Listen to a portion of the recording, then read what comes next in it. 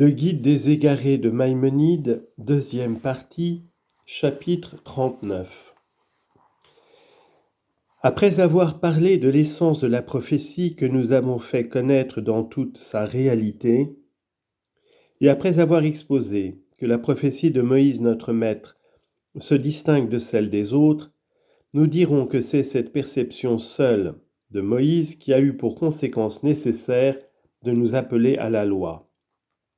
En effet, un appel semblable à celui que nous fit Moïse n'avait jamais été fait par aucun de ceux que nous connaissons, depuis Adam jusqu'à lui, et il n'a pas été fait non plus d'appel semblable après lui par aucun de nos prophètes. De même, c'est un principe fondamental de notre loi qu'il n'y en aura jamais d'autre. C'est pourquoi, selon notre opinion, il n'y a jamais eu et il n'y aura jamais qu'une seule loi, celle de Moïse notre maître. En voici une plus ample explication. D'après ce qui a été dit expressément dans les livres prophétiques et ce qui se trouve dans les traditions, c'est que, de tous les prophètes qui précédèrent Moïse notre maître, tels que les patriarches Sem, Héber, Noé, Mathusalem et Enoch, aucun n'a jamais dit à une classe d'hommes « Dieu m'a envoyé vers vous et m'a ordonné de vous dire telle et telle chose », il vous défend de faire telle chose et vous ordonne de faire telle autre.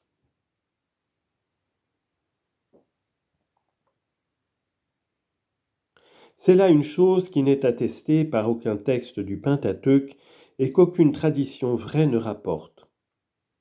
Ceux-là, au contraire, n'eurent de révélation divine que dans le sens que nous avons déjà exposé. Et si quelqu'un d'entre eux était plus fortement inspiré, comme par exemple Abraham, il rassemblait les hommes et les appelait, par la voie de l'enseignement et de la direction, à la vérité qu'il avait perçue lui-même.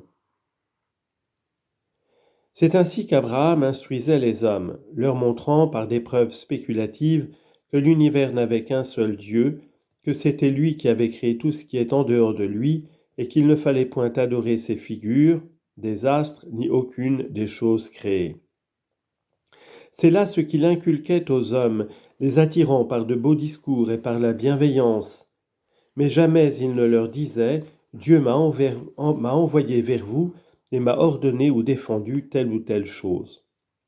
Cela est si vrai que, lorsque la circoncision fut ordonnée, pour lui, ses enfants et ceux qui lui appartenaient, il les circoncit, mais n'invita pas les autres hommes, par un appel prophétique, à en faire autant.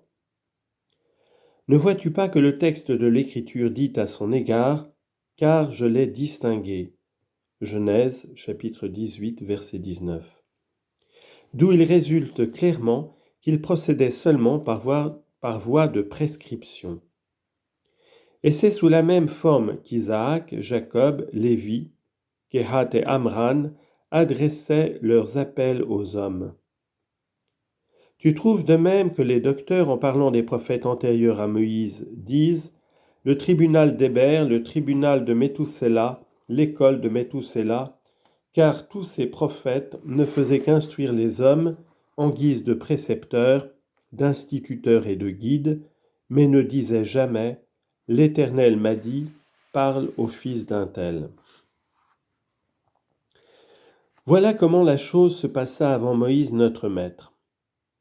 Quant à Moïse, tu sais ce qui lui fut dit et ce qu'il a dit, et tu connais cette parole que lui adressa tout le peuple. Aujourd'hui, nous avons vu que Dieu parle à un homme. Deutéronome 5, 21.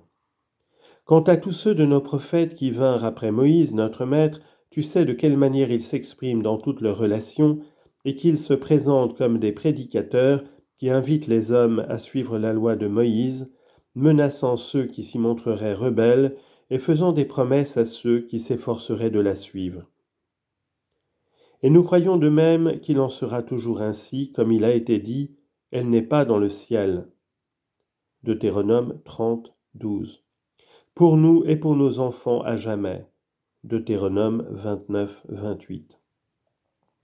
Et cela doit être en effet, car dès qu'une chose est la plus parfaite possible de son espèce, toute autre chose de la même espèce ne peut pas ne pas être d'une perfection moindre, soit en dépassant la juste mesure, soit en restant au-dessous. Si par exemple une complexion égale est ce qu'il y a de plus égal possible dans une espèce, toute complexion qui serait en dehors de cette égalité pécherait par la défectuosité ou par l'excès. Il en est de même de cette loi qu'on a déclarée égale, c'est-à-dire équitable ou juste, en disant des statuts et des ordonnances justes, tzadikim. Chapitre 4, verset 8.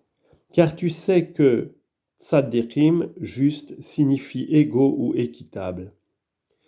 En effet, ce sont des pratiques religieuses dans lesquelles il n'y a ni fardeau ni excès, comme il y en a dans le monachisme, dans la vie de pèlerin, etc., ni défectuosité ou vice qui conduisent à la gloutonnerie et à la débauche, de manière à diminuer la perfection de l'homme relativement aux mœurs et à l'étude, comme le font toutes les lois religieuses des peuples anciens.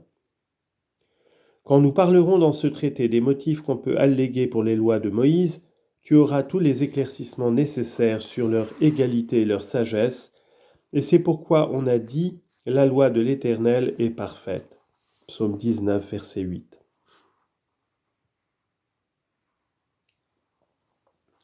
Quand on prétend qu'elles imposent de grands et lourds fardeaux et qu'elles causent des tourments, c'est là une erreur du jugement.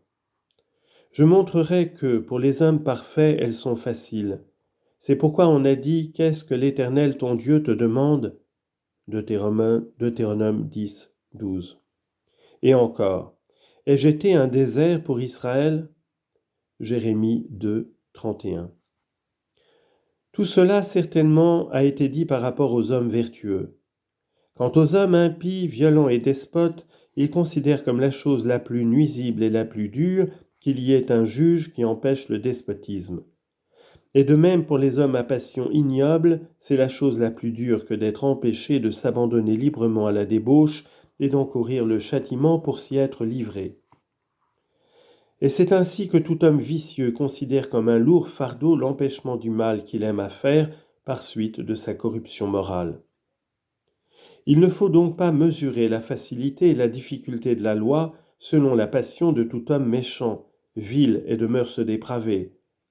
Mais il faut considérer cette loi au point de vue de l'homme parfait, qu'elle veut donner pour modèle à tous les hommes. Cette loi seule, nous l'appelons loi divine. Mais tout ce qu'il y a en dehors d'elle, en fait de régime politique, comme les lois des Grecs et les folies des Sabiens et autres peuples, est l'œuvre d'hommes politiques et non pas de prophètes, comme je l'ai exposé plusieurs fois. Chapitre 40. Il a été très clairement exposé que l'homme est naturellement un être sociable et que sa nature exige qu'il vive en société. Il n'est pas comme les autres animaux pour lesquels la réunion en société n'est pas une nécessité. À cause de la composition multiple de cette espèce humaine, car comme tu le sais, elle est ce qu'il y a de plus composé, il y a entre ces individus une différence tellement variée qu'on ne trouve presque pas deux individus en harmonie sous un rapport moral quelconque, pas plus qu'on ne pourrait trouver deux figures parfaitement semblables. Ce qui en est la cause, c'est la différence de complexion qui produit une différence dans les matières respectives et aussi dans les accidents qui accompagnent la forme. Car chaque forme physique a certains accidents particuliers qui l'accompagnent, outre les accidents qui accompagnent la matière. Une si grande variation d'individu à individu ne se rencontre dans aucune espèce d'animaux. Au contraire, la différence entre les individus de chaque espèce est peu sensible, excepté chez l'homme. En effet, on peut trouver deux individus qui diffèrent tellement dans chaque qualité morale qu'on dirait qu'ils appartiennent à deux espèces différentes, de sorte que tu trouveras, par exemple, tel individu qui a de la cruauté au point d'égorger son jeune fils dans la violence de la colère, tandis qu'un autre s'émeut à l'idée de tuer un moucheron ou un reptile, ayant l'âme trop tendre pour cela. Il en est de même dans la plupart des accidents. Or, comme l'espèce humaine par sa nature comporte cette variation dans ses individus, Et comme la vie sociale est nécessaire à sa nature, il est absolument impossible que la société soit parfaite sans qu'elle ait un guide qui puisse régler les actions des individus en suppléant ce qui est défectueux et en modérant ce qui est en excès, et qui puisse prescrire des actions et des mœurs que tous doivent continuellement pratiquer, d'après la même règle, afin que la variation naturelle soit cachée par la grande harmonie conventionnelle et que la société soit en bon ordre. C'est pourquoi je dis que la loi, bien qu'elle ne soit pas naturelle, entre pourtant à certains égards dans la catégorie du naturel. Car il était de la sagesse divine, pour conserver cette espèce dont elle avait voulu l'existence, de mettre en sa nature la condition que ces individus possédassent une faculté de régime. Tantôt l'individu est celui-là même à qui ce régime a été inspiré, et c'est le prophète ou législateur. Tantôt il est celui qui a la faculté de contraindre les hommes à pratiquer ce que ces deux-là ont prescrit, à le suivre et à le faire passer à l'acte, et tels sont le souverain qui adopte cette loi du législateur et le prétendu prophète qui adopte la loi du vrai prophète, soit en totalité, soit en partie.